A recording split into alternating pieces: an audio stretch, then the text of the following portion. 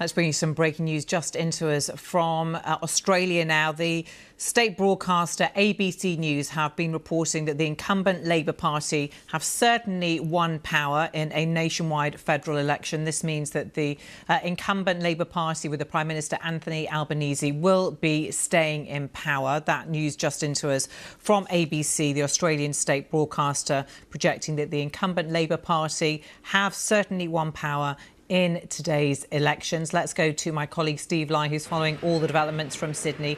Steve, what more do we know?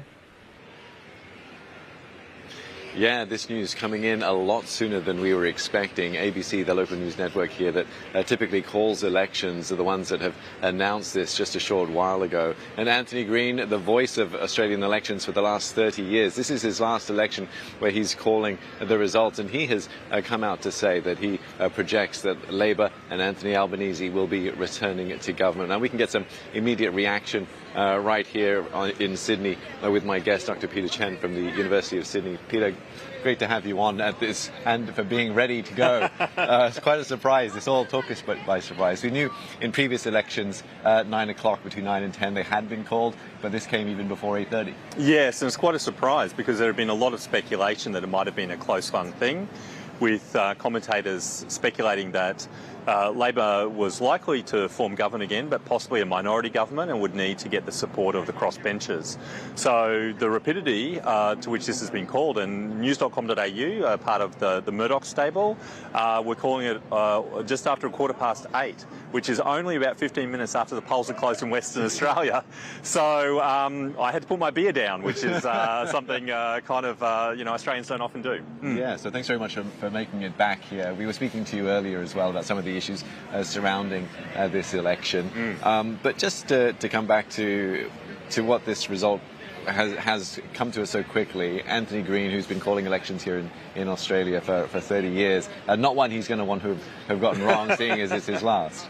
No, that's right. And going into the election, we saw that for the ALP, they had about 7 seats where the margin that they held them by was 3% or less, and the coalition came in with about 12.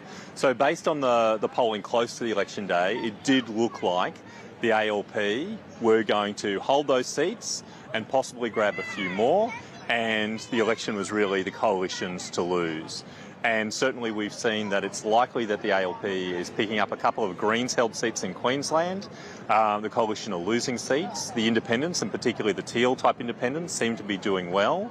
And even though the LNP had lost votes out to the right wing, to One Nation and the Trumpet for Patriots, those preferences will come back to them. But even with those preferences, it looks like they haven't managed to sneak back into government. And that would have been a continuity of a government that they would previously been in before the election of the Labor Party for about 9 years. Yeah. So it's going to be a big disappointment for Peter Dutton, who also it looks like possibly might lose his own seat. And obviously your viewers will be reminded of the outcome in the Canadian election, where the centre-left party, the Liberals, came back into power, and their key opponent, who was on track to win that election only a few months prior, lost his own seat in that process too. Yes, and we'll get into a bit about what caused that and what perhaps had an influence here as well in Australia. We're just looking at some live images here. We're just showing our viewers view from the headquarters of the Labor Party, Anthony Albanese's party. They'll certainly be in good cheer for this outcome and for it to come so quickly. Yes. What do you think they will put down as what got them over the line, or what really spurred them on to win this election? Yes, well, they're likely to say it was their kind of positive agenda that was focused on things about cost of living and housing. But I think deep down in their heart of hearts, they have to recognise that we did have a somewhat lacklustre election.